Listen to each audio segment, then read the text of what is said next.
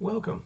This is Tim Pack of Terra Systems Incorporated, here in another series of our videos to talk about remedial safety in in-situ chemical oxidation, crucial to success, and its importance for protection of field teams and completion of project work. This research was compiled and completed by a whole variety of people, ranging from the designers, the implementers, the providers, the remediators, the monitors, and so forth. And what we're trying to do is to identify what are the key topics associated with remedial safety as it pertains to ISCO. I must note here that while we focused on in-situ chemical oxidation, ISCO, as the premise for the paper, this really applies to any injection-based technology. For the interested reader, you can also consult a couple resources that we have, papers and presentations that were formally completed in 2022 dealing with the topic. Let's get started. To give you a rough idea on what we want to talk about, we want to talk about the evolution of safety and safety first, talk about the evolution of advocacy for chemical safety and its importance in both awareness and advanced knowledge, talk to the top 4 incidents related to injection. What are the horror stories, if you will, the top 3 skills or the mitigating strategies to help eliminate the incidences, and we want to wrap up with what can you do. Again, those who don't recall history are destined to repeat it, so what we want to do first is take a step back and say, how did in the remediation industry we get to the point where we are today? Truly, in the haz waste industry, things got started circa 1985 when the 4-agency manual came out, which indicated that employers shall provide protection for employees, protection against known hazards, and continuously optimize and create new materials to support that. It was, under HAZWOPER 1910-120, the responsibility of the employer to provide training programs, PPE selection, and the creation of health and safety plans. This continued through the 80s and the 90s under various scenarios, and around about 2000 we started to have a change in safety where we started to recognize, what does safety mean to me? To this end, we had things such as safety awards and recognition programs, targeted training. These were, in effect, ways of rewarding people for being safe. Again, they were not necessarily creating a personal bias for safety, but simply creating a reward mechanism. And around about 2010, we started to recognize that that wasn't necessarily the most appropriate way to proceed. 2010, we started with the notion of, I am responsible for the safety of myself and my team. We started to look at personal knowledge, actions, and support for safety on injection sites with the mutual goal that everyone goes home like they arrived. So what does this really mean? If we break it down, we really have 3 key areas associated with safety first. We have knowledge, which is a personal understanding, capabilities, ownership, awareness, anticipation, etc. Your personal understanding, if you will, of what's going on at a site. We have action. Action means observing and responding with correcting activities to make things better at a site. The notion of chronic unease, continually looking for something to happen on site and deal with estimating it beforehand. And finally, creating a bias for safety. If you're on site, you basically want the entire team dedicated to having ownership, having leadership, changing, and a total team focus on the task at hand and their completion in a safe and protective manner as possible. If we then turn our attention to the personal advocacy for chemical safety, really what does that mean? That means creating a consensus bias for success amongst the entire team. The entire team here being both the employee, the employer, the client, the public, your home, your family.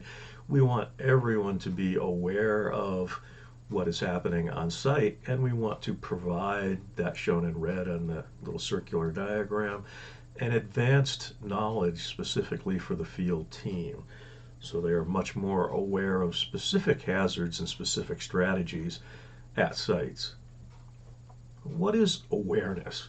Well, in a couple of key areas, it entails things such as proper labeling, no unknowns at a site, having safety data sheets for reference materials for all the chemicals you have on site, having proper storage for all the materials that are present on site, and having health and safety plans which are both useful, relevant, and complete.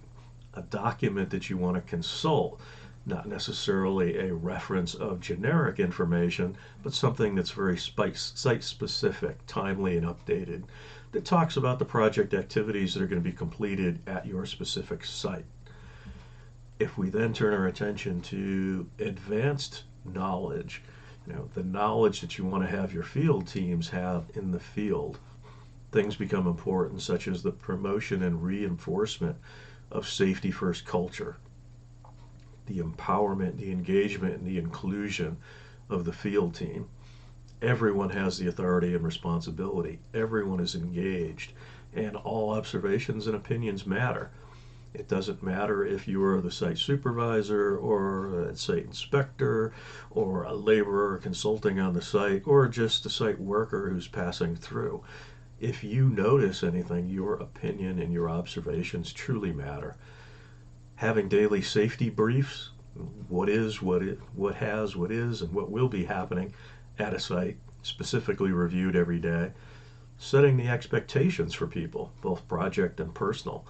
If you're in the field during an injection project, there should be some expectations of work that you're being completed. Otherwise, there's really no need for you to be there. And finally, the stop work practices. Now, stop work, most people admonish as you're going to stop work. Well, you can actually say stop work is a pause in work. It's a timely stop in activities so you can communicate and or correct something that's going on. You observe a condition that requires immediate correction. You take a pause. You stop your activities on site. You communicate what's been going on, and you develop a corrective mechanism on site. Stop work practices are important for every member of the site so they can understand, seeing a condition that requires correction, that you have the authority to stop the work, to communicate what that's about, and then to take appropriate actions to correct that and prevent reoccurrence. During project execution, things such as understanding, acceding, and support. Here, accede means words presented specifically for you understand what the topic is that you're doing on site, and you support it. In other words, you understand what you're on site to do, and your actions are in support of that. Maintaining consistency amongst the team, assuring knowledge of your team, assuring training, communicating monitoring. If you have people on site that are doing monitoring of injection parameters, pressure flow, dust monitoring, they're doing chemical monitoring of wells during the injection, etc. You want to make sure that that monitoring is being completed, who, what, when, where, how, but you also want to communicate the results of that to the project team. And finally, verifying chemical management and risk management practices and procedures during execution. Finally, under advanced knowledge, you have the specialized chemical knowledge. You want to know what are the materials you're injecting into the ground, what are their hazards, what are the PPE requirements, what are the control mechanisms, etc. You want to understand what materials you're working with and what its relevance is for safety hazards. For example, here we've taken sodium persulfate, which is a class 1 oxidizer, which means it may increase the rate of burning of combustibles, but in and of itself it is not explosive. It does have a high solubility, 42%. It's highly corrosive, has a very low pH. Inhalation hazard during dusting and transfer as a solid material. Splash hazards, pressure and overpressurization, and incompatible and proper storage for every chemical that you have on site and everything that you're injecting or transferring or moving. You want to make sure you have an understanding of these materials. I realize at this point in time, people may say, well, that's a foregone conclusion. Of course we have that. Well, many times we have found, being out on site, that people don't necessarily have a good understanding of the chemicals that they're working with on site. And truly having this knowledge of the materials, understanding proper decontamination, proper protection, proper site controls that need to be implemented, is all very important at a site. Now, we've gone to a site and we've set up our injection scenario. We've created and mixed our chemicals, and we're going to start applying them to the ground. So from a risk management perspective, we want to look at what are the top 4 incidences that we have on sites, and then what are the top 3 mitigations, which kind of flow right out of the incidents. But in poor presentation on my part, I'm going to give you the end result of the research as we go forward right up front. The top 4 incidences we have seen in chemical injection, but in injection-related activities in general, are impacts to, number 1, storm sewers, number 2, other utilities and structures, number 3, errors and omissions, number 4, contingency planning. And as you can imagine, the mitigations of planning, executing, and correcting are going to flow from those. So if we start in, an injection project is the injection of material under pressure. So what does that mean? You're putting material typically in a liquid, but can also be in a solid depending upon your injection pressure and your design going forward. But you're injecting material in the ground, which is going to displace the existing groundwater and move into the groundwater regime locally, disperse itself amongst the area, and provide some treatment. So as you can imagine, injecting material into the ground is going to result in some groundwater movement, displacement vertically, horizontally, as well as subsurface mixing. So what can go wrong? Well, the number 1 thing we found amongst the project team is injected materials following or discharging sewers, typically storm sewers. Well, why is that? Well, storm sewers are by definition unsealed, typically. Bell and spigot style concrete construction that is just fit. They are not meant to be pressurized, which means groundwater can leak into them and materials inside them can leak into groundwater. From a construction point of view, they typically are surrounded with permeable backfill, which may provide a zone of enhanced migration within the subsurface. Injection creates a changed condition. That is, it raises the local groundwater table in the vicinity of the injection points. So if your depth to groundwater is originally 8 feet and your injection level is 4 feet and your sewers are located at 5 feet, basically in the area of your injection, that groundwater is now raised up to a point where it may enter the storm sewers. And finally, the overpressurization.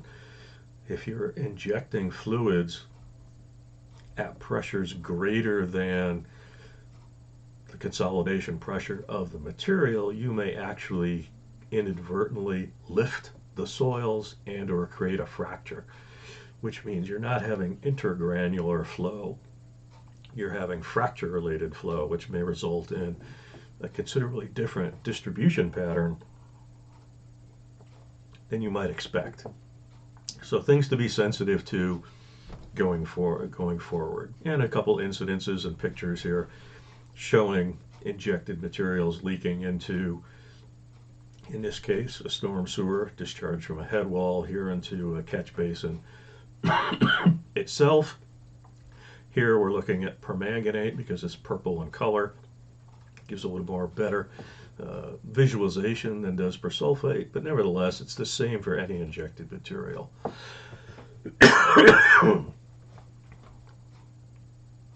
So why storm sewers? And we talked about this a second ago. You know, they are leaky by definition, and something as simple as this rise in the water table during injection is really important in that your storm sewers, which need to be known ahead of time where they are and how deep they are relative to the water table during injection. Many times in many injection sites, we've raised the local groundwater table, and just by virtue of the sewer construction and or the permeable backfill, our injectate may flow in areas and flow in the pipes to places that we did not expect it to. So being sensitive to that is important. The second risk, not surprisingly given storm sewers, is other utilities and structures.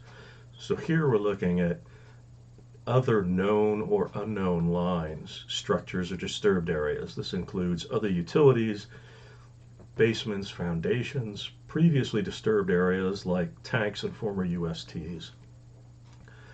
It also includes structures or lines with ambiguous location or construction. In other words, there's no as-built or facility knowledge associated with them. These are the surprise, we found another utility that we didn't know about, or it was in a location that we did not expect it to be. They're undetected during your previous subsurface clearance and inspections, and they also can include things such as improperly abandoned historical activities, such as soil borings or disturbed areas where they weren't properly grouted and they provide vertical conduits for enhanced migration of pressurized fluids from the subsurface. And we've shown here a couple examples. Here you have material coming up out of the ground in an adjacent location, which did not have a well. It was a historical, improperly abandoned location that basically squirted material out of the ground. You also have unknown USTs as shown in the middle, and then you have, as shown on the right-hand side here, a utility which we thought it to be where the line is. What it actually did is it took a jog over to the side, and that injection well was actually struck the utility and penetrated the utility such that when the injection was completed, it directly injected injectate into the utility itself, that being a storm sewer. But the same is true for any other utilities and other structures at a site. This includes the unknown unknowns at a site, the utilities that weren't expected, the historical excavations or USTs or disturbed areas, etc. at sites. Number 3 on our risk scenario here is errors and omissions. This being things that were improperly considered or improperly implemented. So if we consider design and execution, what does this really include? It includes material compatibility. We are injecting material into the ground that can have specific properties for enhanced corrosion. And we have improper or incomplete procedures, operations, supervision, instrumentation, etc. We haven't fully understood, prepared for what it is that we're going to be doing on site. We have equipment failure, failure in pumps, fails in seals, improperly pressure rated, improperly verified prior to use, and proper inspection as the program goes through. We have insufficient training. In other words, sending people out in the field who don't have an understanding specifically of the approach, the technology, and acceding to the plans, or people that aren't fully engaged, inexperience or inattention at a site. And finally, we have the management of change. Field teams do not necessarily remain constant during an injection program. So whenever you're changing out people, you are losing the historical knowledge of what happened last week, what happened yesterday, what do we need to change, etc. So being able to manage that change going forward is quite important. You know, both personnel, equipment, weather, unknown contaminants, surprises that you find at a site. You know, you may be injecting to treat one thing, but you actually find something else is going on. So being sensitive to changes in site conditions and how they need to be responded to. I wanted to put this slide in here because if we look at different things that you can inject into the ground, here we have 4 headings for persulfate, permanganate, peroxide, ozone, and then we have some biologic materials, lactic acid, soybean oil, and in combination with various NAPLs such as benzene, gasoline, diesel, and TCE. What I wanted to bring your attention to is shown on the left are different types of metals, fibers, plastics that you can use to convey your fluids and to provide PPE. And what you notice from here is, depending upon the oxidant or biologic amendment, some things are red, which is not recommended, to be avoided, and other things are green, which is acceptable. What you also notice is not everything on here, excepting a few things such as what's shown on the bottom in terms of Teflon and Viton, are not mutually compatible for every material that you could be injecting and every material contaminant that you might have present on site. You know, for some things, aluminum is fine. For other materials, aluminum is not fine. Sodium persulfate, for example, and aluminum are they're not recommended, they're incompatible. The sodium persulfate will corrode aluminum, brass, and copper very quickly. So if you're injecting persulfate, you want to focus on stainless steels, PVC, Teflon, plastics. If you're injecting other materials, you want to have other types of materials on site. So again, it's taking a look at this ahead of time, so when you go to the field, you make sure that the equipment you're providing, the protection you're applying, and all the materials you have on site are appropriately compatible. Number 4, we talked about, and the top 4 risks are contingency planning. You know, even the best laid plans, you are going to have situations where there's going to be unforeseen conditions. So you could have a condition where you have a lack of plans, in particular spill response and release notification, where something happens and you just simply didn't think of it. Oops, not good. The lack of communications, responsibilities, timelines, being able to, from the field, communicate with the office. Something as simple as having cell phones that have service on site can be very important for presentation. Doing a hazard or a hazard operability review, having an external reviewer look over the plans and the approaches and make corrective measures beforehand. That external review being an expert in the technology, but not necessarily part of the field team. If in the field and you have a leak, we always have a prioritization sequence for spill response, and that includes a focus on personnel safety. You always need to, in the event of a spill, protect personnel first, equipment second.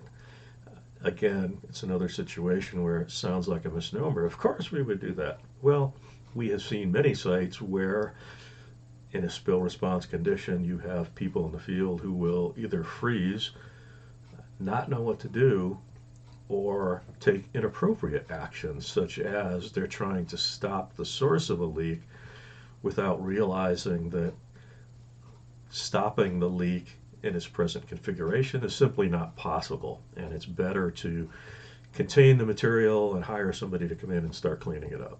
I think of a very large tank that developed a crack in the bottom, and people in the field spending time on trying to stop the leak without realizing that there are thousands of gallons of material that are going to continue to leak until that leak is repaired. Your focus there is step back, protect your personnel, determine what the problem is, and then take appropriate action going forward. And providing available and sufficient quantity of supplies on site, including PPE, spill control, contractors, neutralization chemicals, if that's something that you're going to be using on site. Having those things be readily accessible. If they're covered in your plan, they should be available on site. So, if we look at, given those 4 hazards, what are the skills in conducting ISCO that you can avoid them? So we have planning. Before you go to the field, having an understanding and acceding to the plans of everybody in the field team. Having a plan that's complete, relevant, timely, specific, and harmonized to site requirements before going to the field. Having a plan which is aligned to your understanding of the conceptual site model. Having a plan that foresees reasonable occurrences, and then having something that's been externally reviewed by a subject matter expert, experienced person, having the hazard operability reviews done. And thinking about your plan ahead of time, not just from a very small team, but from a larger team of varied experiences. And plans are nothing, planning is everything. Risk minimization during execution. So now you've already planned your material, you're going to the field. What are the important factors associated with execution? They include things such as seeing and understanding, having and facilitating team engagement, a pre-mobilization meeting. Everybody who's on site, both from an injection staff point of view to site personnel, to people that may pass through the site, to people that are responsible for safety on site, to regulators.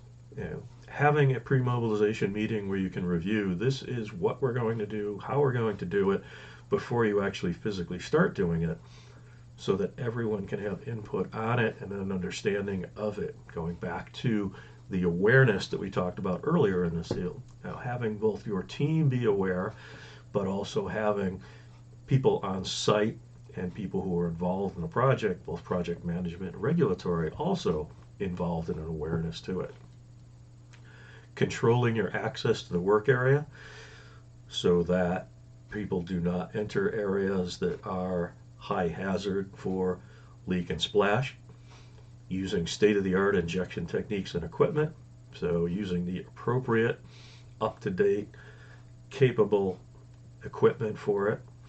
Having a consistent reconciliation and progress tracking during a project, and then using any site observations that you have to update the conceptual model. For example, if you're going to the site and you're expecting it to be a sandy material, very easy to inject, and yet you're finding your injection pressures are much higher.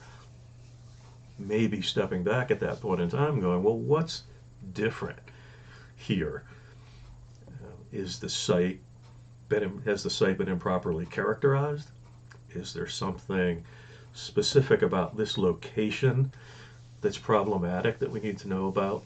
Again, the site observations during injection can tell you a lot about how your site behaves. So using that information as an update to the conceptual model enhances your understanding of the site, but also your planning for the future. And finally, correction.